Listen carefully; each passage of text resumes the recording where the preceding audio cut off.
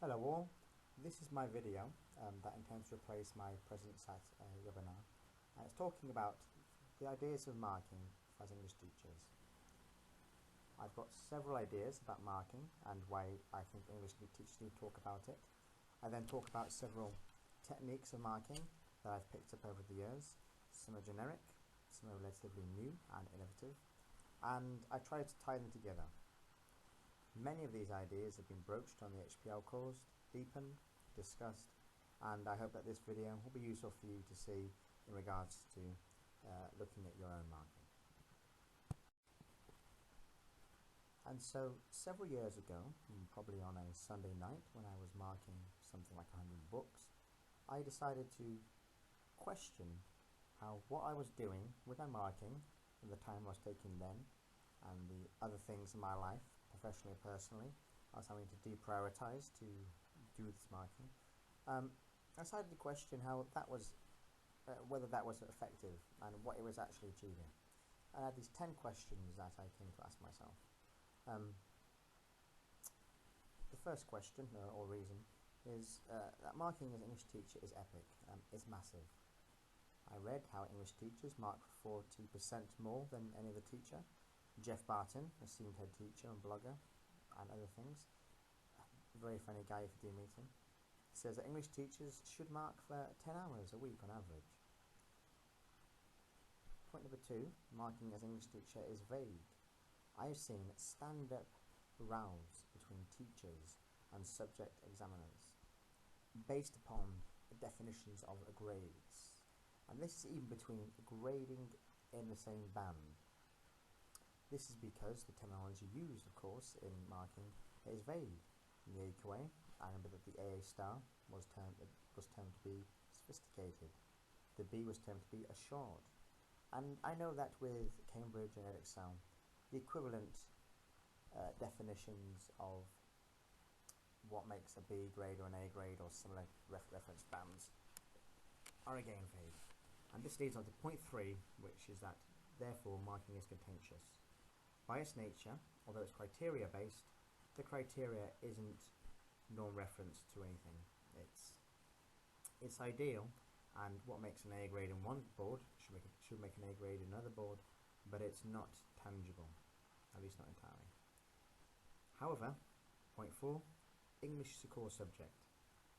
You don't see, in my opinion, well, it's for sure, other subjects being equated with the 5 A's to stars. English and maths are core subjects. Therefore, I think the marking and the criteria basedness and the validity of that help to contribute to English being a core subject. Point 5 is, I think, perhaps the most important point. I think marking can destroy a teacher, particularly in NQT. Every teacher I know has at some point got behind with their marking. Every English teacher I know has at some point had a bit of a life. Marking can destroy a teacher. I've heard all sorts of stories. I've seen some funny things, teachers putting books in different places, so on and so forth. I have seen teachers just tick, tick, tick, and not do any kind of criteria-based marking. Teachers do anything to avoid marking destroying them. But marking everything formatively will destroy a teacher. It will remove all their time. Therefore, this leads to point 6, marking can be disheartening. I know that I have put off marking because there's a great space between planning and attention and the actual achievement of the students. And in almost every situation, if not every situation, seeing what the students marks heartens you. It makes you feel glad, it makes you realise what they have achieved. But even then, marking can be disheartening when you realise where the students are falling down. Point 7, marking is a logistical minefield. Actually, sitting down and marking books requires different layers and levels of organisation. Even just getting students to place their books open onto the page to be marked is useful. There are many different aspects of marking. Marking takes a long amount of time. How you go about it is not often discussed. That leads to point 9, just missing point 8 there, is that even though marking is completed for an extraordinary amount of time, There's little useful guidance in the logistics of how to mark. I think this then connects to point 8, that marking, for me, it needs to lead to worthwhile targets for students that are rigorous and backed up and followed up. Otherwise, it's a busy job. The idea that marking is only completed for parents, only completed for Ofsted or senior leaders is perhaps true, but it's bunk as well. And marking needs to hit onto them, but primarily the students. And finally, I think conventional marking struggles to pick up trends across the class, and that if you see my post there below on thequoteguide.com, I reference to a mark book I've been developing that looks to pick up these trends.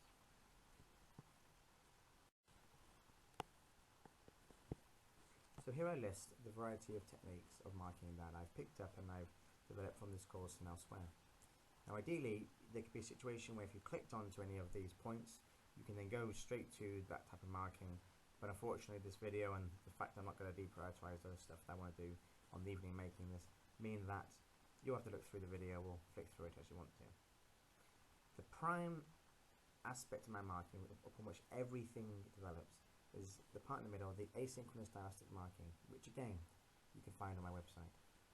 The principle of this goes along the HPL idea that every single student can ultimately achieve an A grade, listed on P levels, or particularly any difficulty or need that precludes that, if they are able to draft a piece of work enough times so that they develop the skills to get the A grade. That drafting needs to occur through the form of questions, not just through adjusting points, because of course it's by the process of drafting the students are able to improve themselves.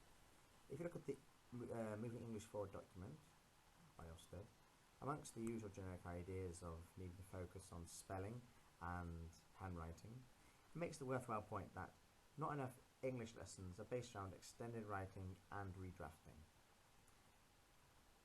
This is partly the condition of being observed, and so asynchronous dialastic marking, now everything builds around that. Above that, you've got EBI and WWW, even better if, and what went well.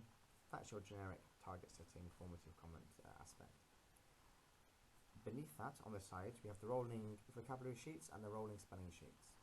And again, these are your general marking aspects.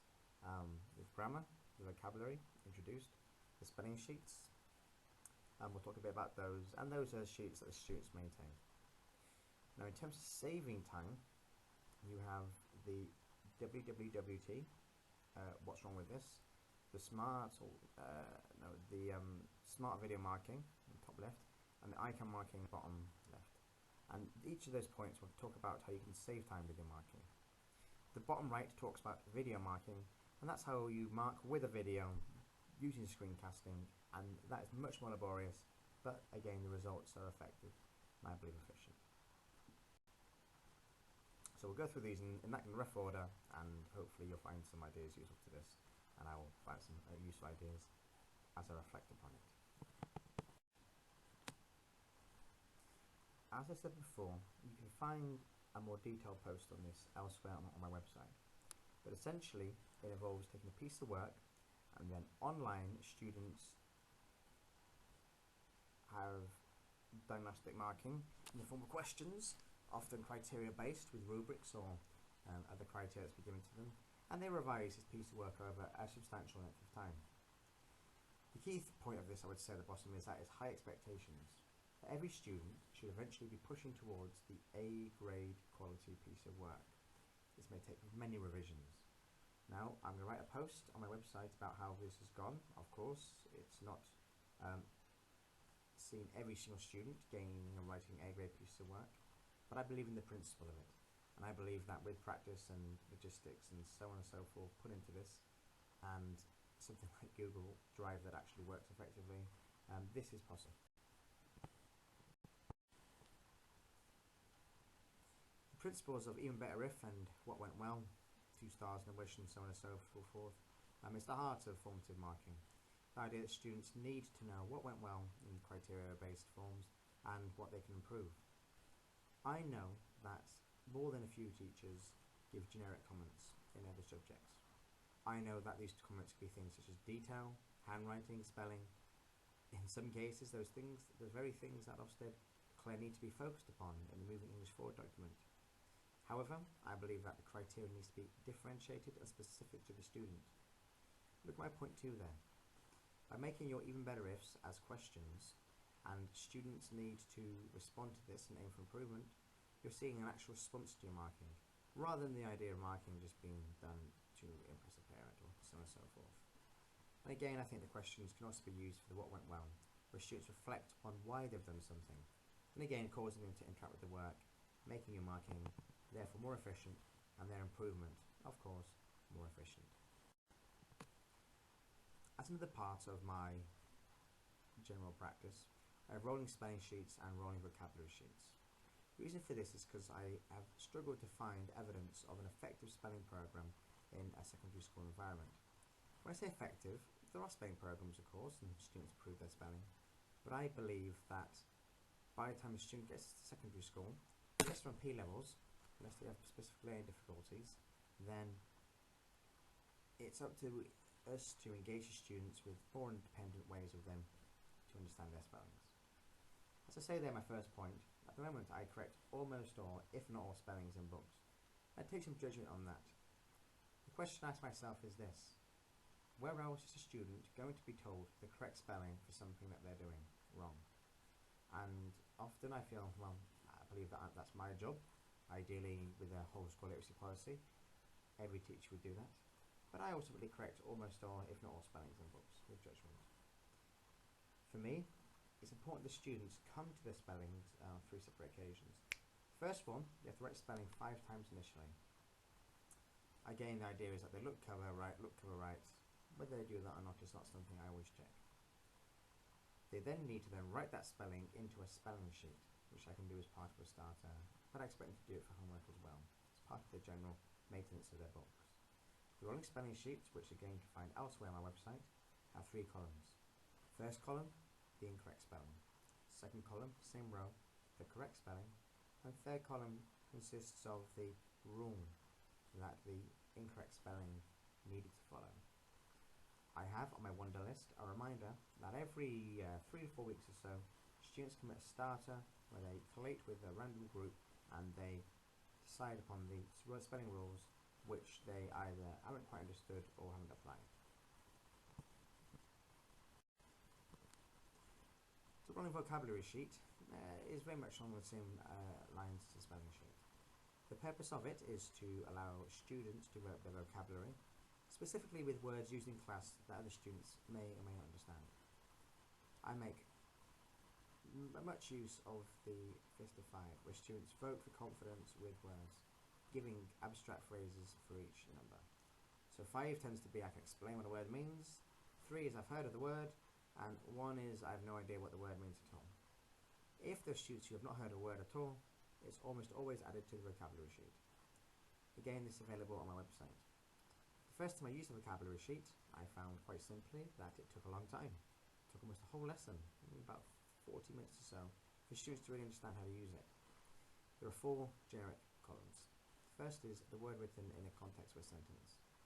Second column looks at the word type of the word, and then again the prefix, suffix, and the roots of the word are analysed. The definition is then given in terms of a description, verbally, and then the students expected later on to write down their own definition, and then to find a picture or rhyme in the 4th column that is there to aid retention. And again, like the spelling sheets, my wonder list indicates a time where once a month or so, maybe 3 weeks, students are required to use the rest of the vocabulary in a piece of free writing. And often I do that under time conditions, and I have the students do a generic technique, such as various sentence starters or sentence lengths, or adding advanced punctuation there as well. And again, for me, this is a nice way of allowing the students to hit on 3 occasions, class, homework, class again, to reinforce the use of that vocabulary. Okay, so now we're getting on to the types of marking that allow you to save time. I believe that the previous aspects of marking are essential parts of practice. Now, what went wrong with this is parts that will save you time. As you can see, this is for students for addressing common errors that they should already know. I tend to write down a footnote and then I equate that with a number next to the error, number at the bottom of the work or wherever there's space, and I write down wwwt, and the students have to address this. Even today, I found that there were 2 occasions where students made mistakes. One had made a run-on sentence, and the other student had capitalized incorrectly a participle in an embedded clause. And I simply said to them, what's wrong with this? The student in particular who had done the capitalization of the participle in the embedded clause need to be asked again, about half a minute later, what's wrong with the word in this. But generally speaking, I find that students are able to focus in on what went wrong, and again it empowers them and requires less work on your part.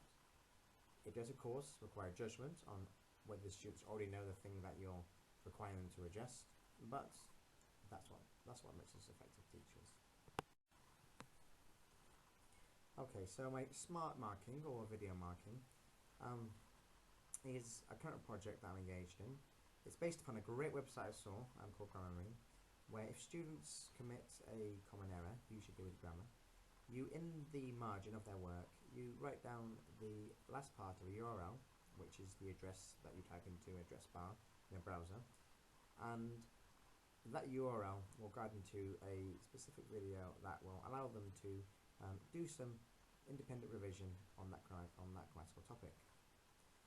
The URL is assumed, so in my case, on my website, I've got thecoreguy.com, and I'm going to write down .com/ and the grammar video page that I've created.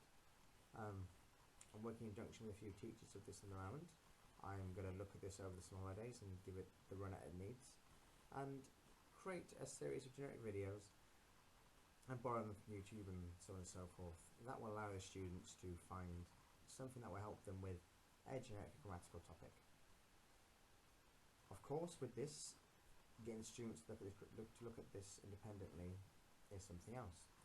Most students that need to focus on this may not do so. Therefore, at the bottom I have a TIL. Now a TIL comes from the idea of creating a learning diary where students reference progress, and this responds again of course to Ofsted requiring to see evidence of progress. And I don't think that's a bad idea. I think it's a good idea. So students have to write a generic KWO, which of course is what the students know, what they've learned and what they want to learn, and it requires them to look at the video and to write down what they knew about the topic, what they learned from the topic, and a question from the topic. And I actually give them to this as a picture, this series of questions. Okay, so icon marking comes from the same source for me as the what went wrong with this, and that's from the Head Teacher Guru blog, which is tremendous. The guy writes wonderfully well. His credibility in real life. He's worked in a variety of educational contexts. He's currently as part of a committee that is looking to change the way state education is run, with a vision for 2040. He has a lot of credibility. He seems like a good guy. Icon marking is the idea that if you're marking a collection of extended pieces of work, like essays or piece of creative writing, so on and so forth, rather than writing the same 5 generic comments in different ways, you decide on 5 generic comments, having skimmed read through these essays or knowing the students and knowing the piece of work. You then, either with numbers or with symbols, as you can see at the bottom, highlight a single part of that work and write down the icon. You then, in the lesson, provide the targets with the key on a PowerPoint. So the one might be, for example, that you need to avoid run-on sentences. 2 might need to be that you need to adjust paragraph length for emphasis. Point 3 might be you need to add advanced punctuation for effect, so on and so forth. The key thing with this is that it's possible to mark 30 books in 15 to 20 minutes if you're being effective. You can skim read through, you can see exactly where the students need to improve, give them that one formative target, and the fact that you use your expertise to differentiate what those targets are means your marking is honed on the student. It is quick in terms of the time that a student writes and the time they receive the feedback. It's effective, and it avoids the massiveness of marking 30 essays. Of course, marking essays selectively is much more straightforward, but when you're marking formatively, the sheer volume of words you have to write for all those comments is not insubstantial, and I can marking his way around this. Again, look elsewhere on my website for examples of how this can be done. Okay, the last aspect of marking that I'm going to look at in this video is video marking. Now, this video marking is also known as screencasting. We take an essay and you talk over it and you produce an oral commentary on how the essay can be improved. This requires slightly more effort, certainly if you're getting started, but I can produce a class set of oral commentaries, in an hour, or a couple of hours I would say, and the actual effect of those is wonderful. My students can listen to these oral commentaries, they can respond to them in class, and in terms of style and connecting things together and personalising that and differentiating that and offering your expertise in a precise manner to each student, it is an efficient way of marking. I would say with Key Stage 3 students that I might do it once per year, Key Stage 4 students maybe 2 or 3 times, and Key Stage 5, depending on the size of the class and the nature of the topics, I think this could be a bit more often. There have been times with my timed essays for my Year 11s where I have scanned in every single essay that they have written, and I have produced an oral commentary on every single essay, and it lasts for about an hour or so. And again, I had students say that it was the most useful piece of work they had seen, be able to see examples of the students' work, see where they've gone wrong, see where they're doing well. I've yet to, at this date, the 10th of June, produce a post on this, but I'm going to, because it's very useful. I think that using something like Explain Everything is a very good way of approaching this kind of marking. Okay, so those are some ideas and some points about marking that I've spoken about. None of them are my own, of course.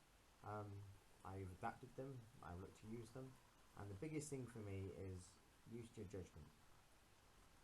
It's always better to mark something than to not mark something. It's always better for me to ensure the students have criteria. I tell parents and I tell students, ask the teacher what criteria do you need to know in order to improve. Things like handwriting, spelling, the onerous more detail, or saying better analysis, or analysing more detail, or even just right enough, for me are just inadequate in terms of allowing students to improve to the extent that they could do. However, our teachers not only deserve a life, but need to have a life in order to be fresh and useful and helpful to the people that they work with, both the students and their colleagues. Therefore, I'm looking forward to seeing some of the conversations and the ideas that come out from the various communities that I'm involved in, and I look to make my marking more efficient and transparent, and just to show how all these aspects work together to make our students the best that they can be. Thank you.